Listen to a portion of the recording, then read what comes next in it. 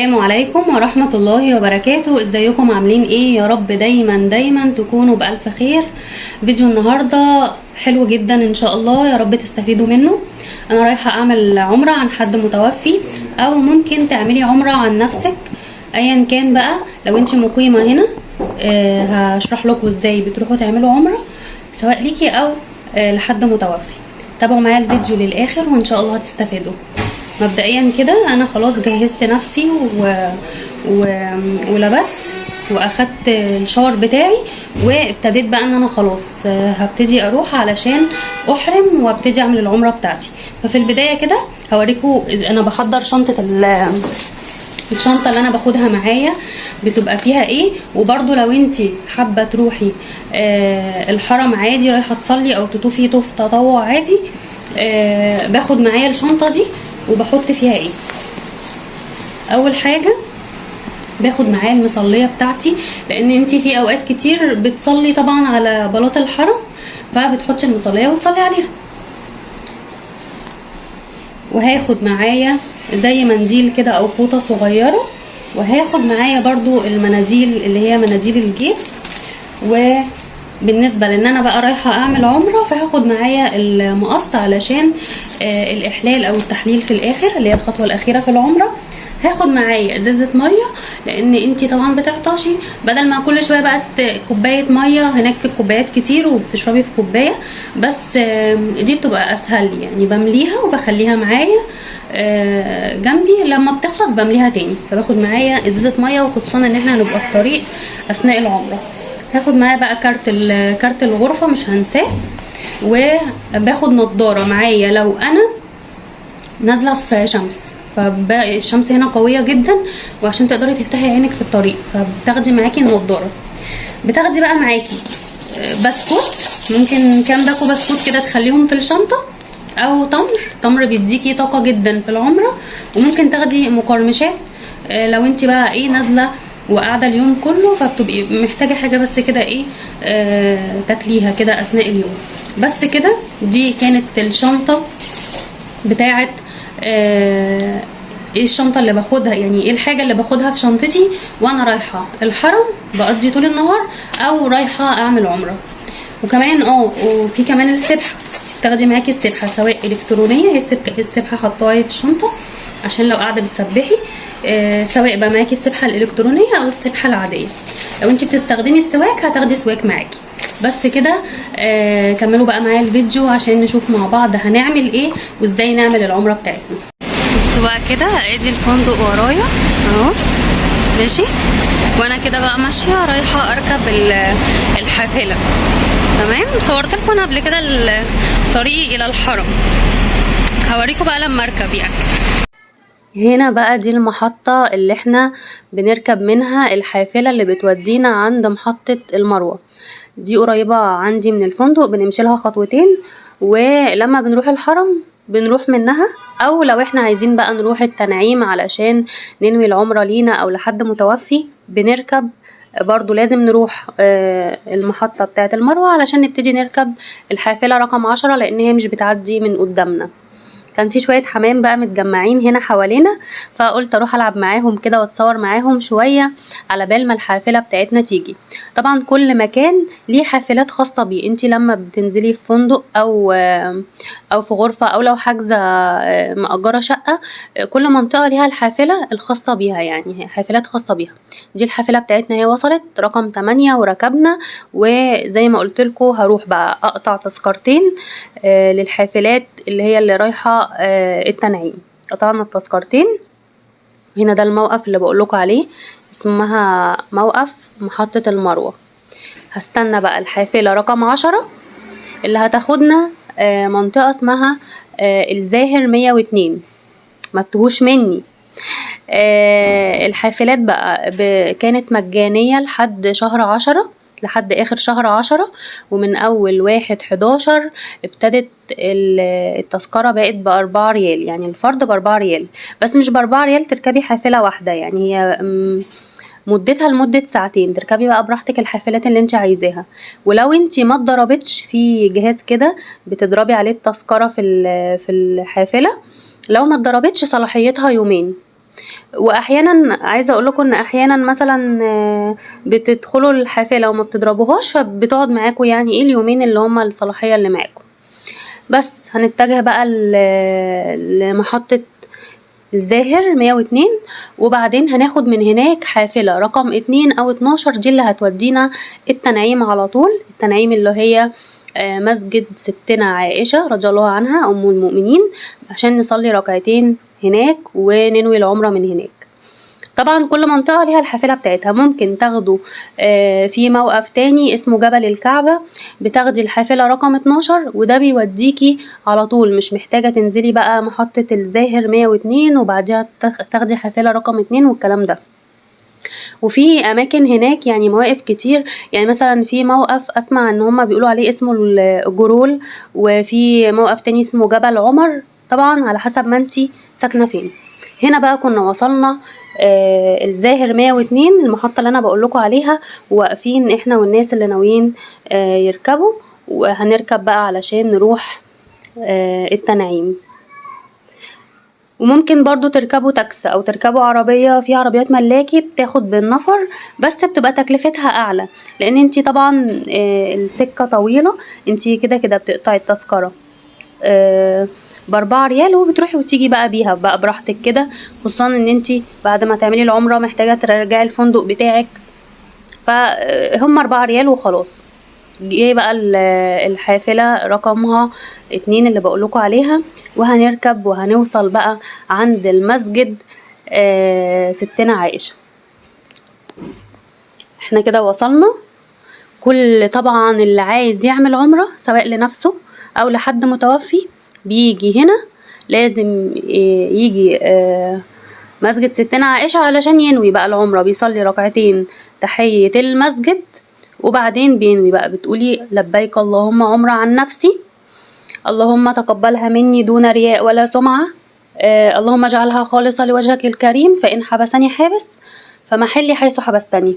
ولو هتعمليها لحد متوفي فهتقولي برضو ايه، لبيك اللهم عمرة عن فلان، اللهم تقبلها مني دون رياء ولا سمعة، واجعلها خالصة لوجهك الكريم، فإن حبسني حابس فمحلي حيث حبستني. لأن ربما يعني يعوقك أمر ما يبقاش عليكي دية، يبقى انتي اشترطتي ان انا فإن حبسني حابس فمحلي حيث حبستني.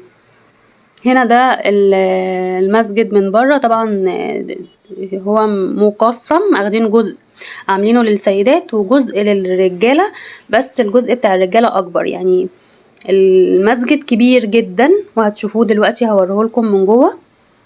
وعايزه اقول لكم على حاجه، ركعتين اللي احنا بنصليهم دول التحيه للمسجد، باكد على المعلومه دي عشان في ناس مفكره ان الركعتين دول جزء من العمره، مفيش حاجه اسمهم ركعتين نيه العمره، لا دولت يعني ايه تحيه للمسجد. انتي بتصلي ركعتين بس، هي الفكره ان انتي لازم تحرمي من خارج يعني من الميقات، يا من الميقات يا اما من خارج البلد اللي انتي مكه، يعني من خارجها. زي ما احنا بقى شايفين كده، ده المسجد من جوه، ده الجزء بتاع الرجاله اكبر بكتير من من السيدات، وهوريكم برضو الجزء بتاع السيدات. عايزه اقول لكم انتوا بتخشوا بتحسوا بكميه راحه نفسيه. معقوله المكان ده مسجد السيده عائشه رضي الله عنها، ده المكان اللي الرسول عليه الصلاه والسلام كان بيقعد فيه وبيصلي فيه. احنا بنيجي بنتبع سنه الرسول عليه الصلاه والسلام. ده بقى الجزء بتاع السيدات، وانا ما حبيتش اطول فيه علشان خاطر طبعا في منقبات ويعني احتراما ليهم يعني. بس طلعنا بقى، والمفروض ان احنا رايحين نركب في برضو محطة قدام المسجد، بنركب منها الحافلة رقمها 12 بتودينا بقى على طول عند محطة اسمها جبل الكعبة، ومن هناك بنمشي شوية عشان نوصل للكعبة.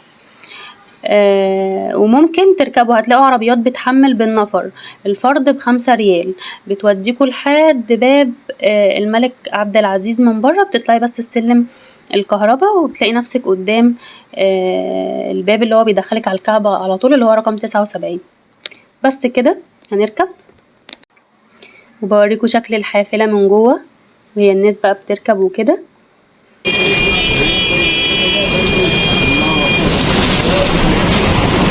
عايز اقول اجمل مكان احنا فيه، يا رب يكتبها لكل مشتاق ما يحرمش حد منها، وعودة كده على طول باذن الله ان شاء الله.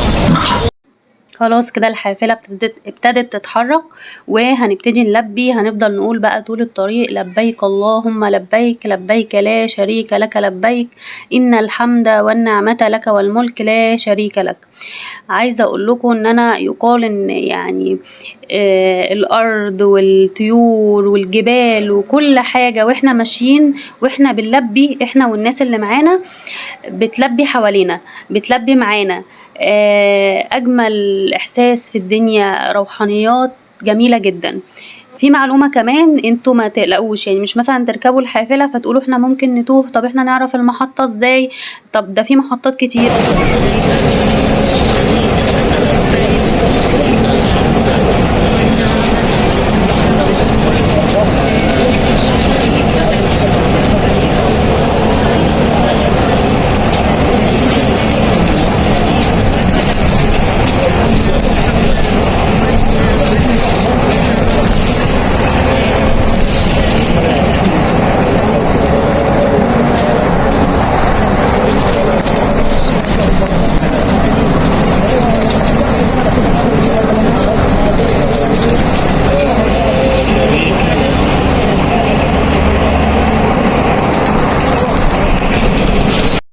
نكمل بقى.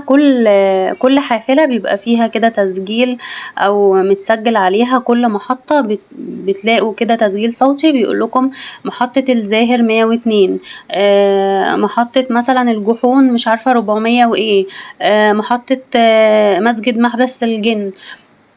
فطبعا كل حافلة بتبقى فيها يعني ايه بتعرفك، مش ان انتي بتتوهي ولا حاجة.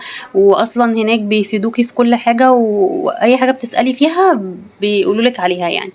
وصلنا خلاص، ودي المحطة اللي انا بوريها لكم اللي هي جبل الكعبة. ان لو انتي ساكنة من هناك اركبي منها الحافلة رقم 12 على طول. معلش انا بعيد وازيد في الكلام علشان في ناس مش عارفة وبتبقى عايزة تعرف التفاصيل، وطب اركب منين. انا واحدة من الناس لما جيت اطلع العمرة في حاجات ما كنتش عارفاها، فبقيت اعرفها من فيديوهات ناس هي منزلاها، وبقيت اعرف طب اركب ايه، طب ايه الحافلة اللي توديني من غير ما اسأل بقى. بقيت حافظة بقى وعارفة، بروح هنا الاقي فعلا ده الحافلة دي هتوديني الحتة الفلانية. الحافلة دي رحت عالم التوفير ركبت الحافلة مثلا رقم 11 وهكذا. وصلنا الساحة الخارجية للحرم، وهنا كنا عند الفنادق المعروفة هناك اللي هي برج الساعة ودار التوحيد. دولت معروفين جدا قدام باب 79 اللي هو بيدخلك على الكعبة على طول. اهو ده رقم 79، يا رب يكون واضح قدامكم.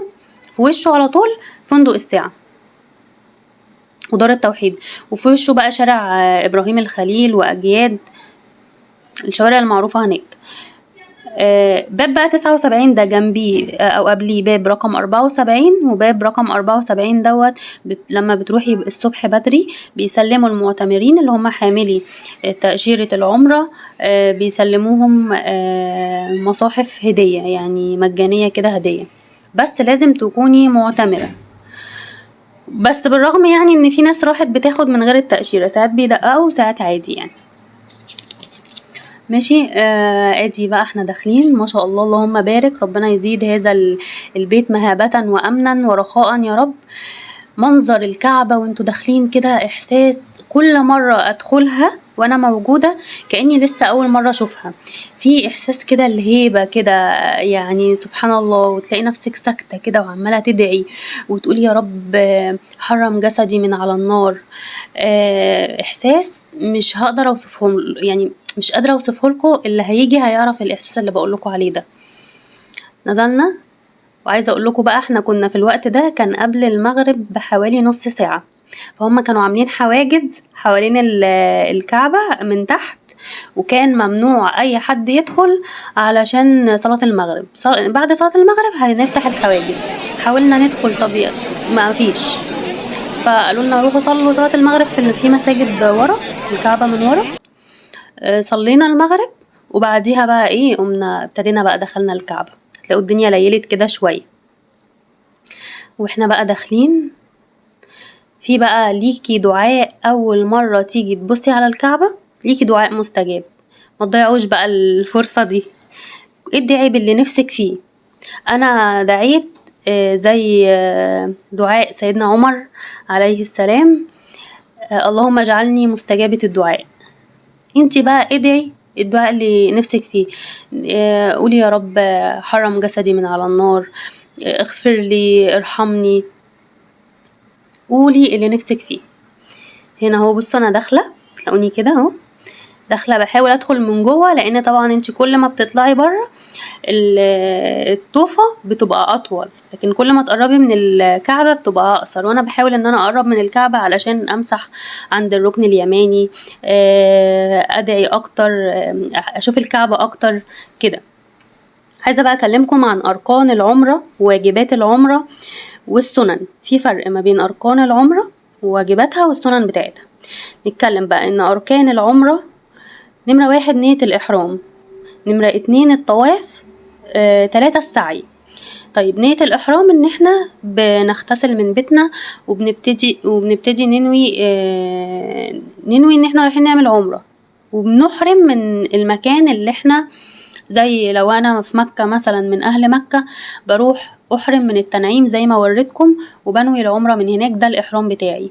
لو أنا جاية بقى من بلد برا ورايحة على مكة على طول بلبس من بيتي، والرجال برضو بتلبس من المطار، وفي الطيارة بيقولك ده الميقات فبتحرم من الميقات، اللي هو بتقول لبيك اللهم عمرة عن نفسي. كده انت دخلت في مناسك العمرة اللي هي الطواف والسعي، وبعد كده اول ما بتحرم يبقى انت كده وقعت في محظورات الإحرام. طبعا في حاجة اسمها محظورات الإحرام، طالما نويتي الإحرام خلاص يبقى انت كده دخلتي في مناسك العمرة. هقول لكم محظورات الإحرام واحنا ماشيين مع بعض.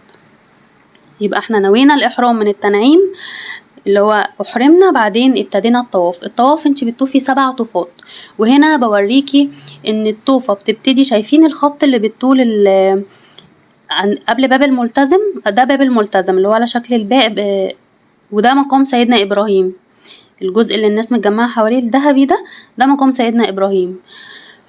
باب الملتزم اللي هو كان على شكل باب عند الكعبة، قبليها على طول هم اصلا حاطين علامات كده، علامة خضراء هتلاقوها على ايديكم اليمين، ده بتبتدوا منه الطواف، تبتدوا بقى تعدوا طوفة. انتوا المفروض بتعملوا 7 طوفات. طب افرض انا نسيت ومش عارف انا عملت 3 ولا 4، ابني على الاقل، ما تبنيش على الاكتر. يعني انت لو شاكك مثلا انت عامل 4 وشاكك ان انت عامل مش عارف 4 ولا 5، لا ابني على الاقل، يبقى قدرهم ان هم 4، ما تبنيش على الاكتر. تمام. هنا ده حجر سيدنا اسماعيل، وحاولوا ان انتوا في اوقات كده بيدخلوا السيدات وبيدخلوا الرجاله. حجر سيدنا اسماعيل بتدخله، يقال ان هو جزء من الكعبه، وان الملائكه كانت يعني بنت باقي الكعبه في الجزء ده. اللي يصلي ركعتين في حجر سيدنا اسماعيل ويدعي الدعاء مستجاب قوي قوي في الجزء دوت. يعني حاولوا بقدر الامكان اغتنموا الفرصة وصلوا في حجر سيدنا اسماعيل ركعتين وادعوا كتير. هنكمل بقى ال7 طوفات، وبعدين بنيجي اثناء برضو الطواف في هوريكم برضو في الفيديو، شايفين على الشمال كده في الخط اللي هو لونه ذهبي بالطول، ده بيبتدي من عنده الركن اليماني والجزء اليماني، يعني ما بين الخط الذهبي دوت والخط الذهبي اللي بالطول اللي هو عبارة عن زي نقط كده تحت بعض، الجزء ده هو اسمه الركن اليماني. بتقولوا فيه اللهم آتنا في الدنيا حسنة وفي الآخرة حسنة وقنا عذاب النار. وطول ما انتوا بقى ماشيين ادعوا على قد ما تقدروا، طبعا من جميع الجنسيات ومن جميع اللغات وجميع الطوائف. انتوا كلنا مجتمعين على حاجة واحدة. خلصنا ال7 طوفات، ده باب الملتزم بتقفي تدعي عنده الدعاء اللي انتي حباه، وبتصلي ركعتين ورا مقام سيدنا إبراهيم. طبعا بتصلي ورا، مش بتصلي في الزحمة دي. هنا دوت الطواف، فقدرتي تصلي قدام لو لقيتي سكة ان مثلا بيصلوا قدرتي تصلي ركعتين قدام تمام، ما قدرتيش في ورا كله بيصلي ركعتين. تمام، يبقى قلنا اركان العمرة نية الاحرام، احرمنا، وبعدين الطواف، بعدين السعي.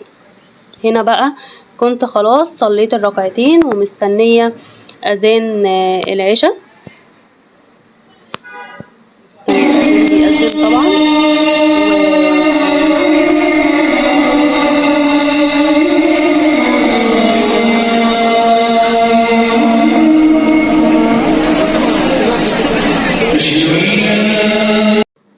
ساعة اذان العشاء بقى بيدخلوا الرجالة قدام عند الكعبة بيصلوا، واحنا بنصلي السيدات من ورا، وبيكون دوت الصلاة يعني وقت الصلاة.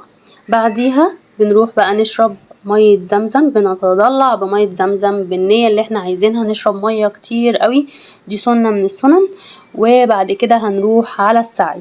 يبقى احنا قلنا كده سريعا أركان العمرة هتبقى الإحرام والطواف والسعي. طب واجبات العمرة اللي هي ايه؟ الإحرام من الميقات وعدم تجاوزه، الميقات اللي احنا قلنا عليه لو في الطيارة أو في التنعيم. التجرد من المخيط بالنسبة للرجال، ولبس الملابس العادية بالنسبة للنساء، يعني الستات تلبس اللي هي عايزاه، الرجالة بتلبس طبعا ايه الرداء والإزار اللي هما لبس الإحرام. من الواجبات العمرة التلبية، ان احنا نلبي، ده مش ركن من الأركان ولكنه واجب من واجبات العمرة. آخر حاجة اللي هي التحلل، اللي هي الحلق أو التقصير، ده برضو واجب من واجبات العمرة. نيجي بقى للسنن. سنن العمرة الاغتسال للإحرام، سواء انتي حتى لو انتي طالعة العمرة وانتي يعني حائض برضو بتغتسلي. تمام، هنا اهو واحنا بقى بنشرب مية زمزم قبل ما نبتدي السعي. من السنن برضو الإحرام في رداء وإزار أبيض بالنسبة للرجال، يعني مش شرط ان يبقى ابيض، بس هو خلاص كلنا عارفين ان هو ابيض، وبقى يعني ايه، يعني لو لون تاني عادي للرجالة، بس اهم حاجة يكون مفهوش خيط. وبالنسبة للنساء الملابس العادية التي لا تشف ولا تصف ولا يظهر منها شيء الا الوجه والكفين. تمام. من السنن تقليم الاظافر وازالة الشعر الزائد في الجسم.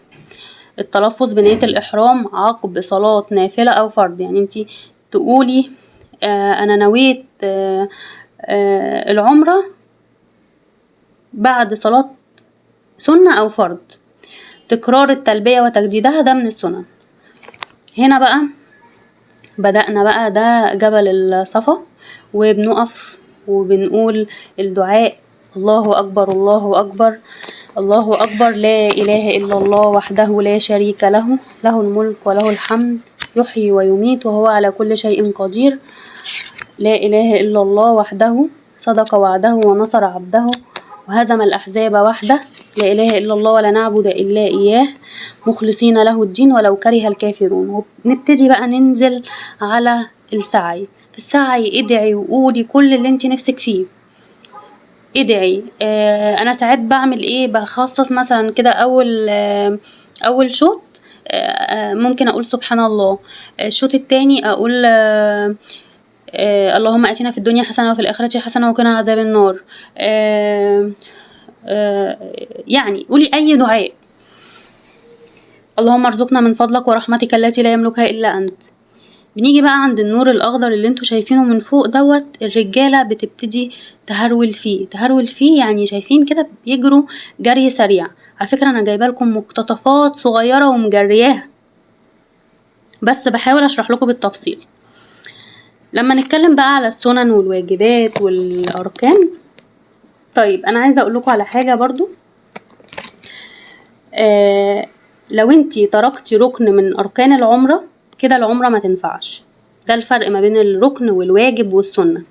يعني لو سبتي ركن من أركان العمرة كده العمرة خلاص لا تصلح.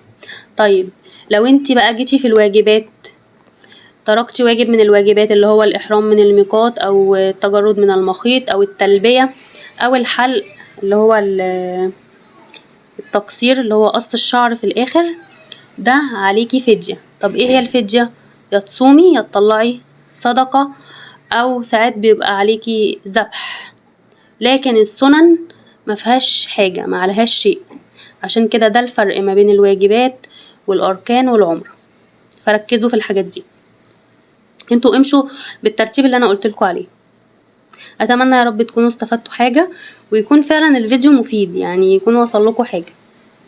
واحنا بقى ماشيين كده في السعي بنلاقي بقى ايه يعني رحلات كتير.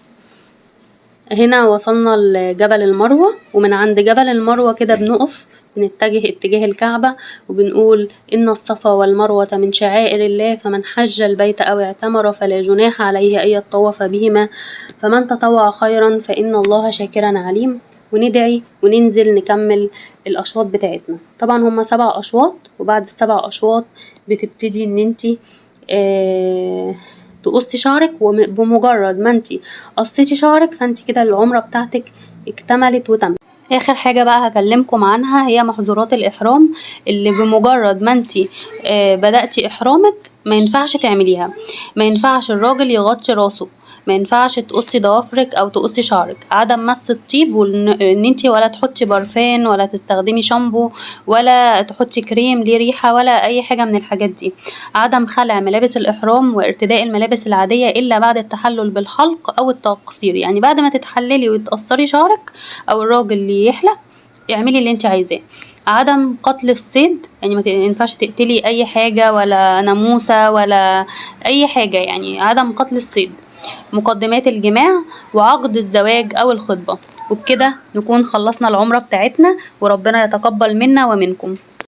بعد بقى ما خلصنا العمرة قلنا نرتاح شوية وبعدين نروح.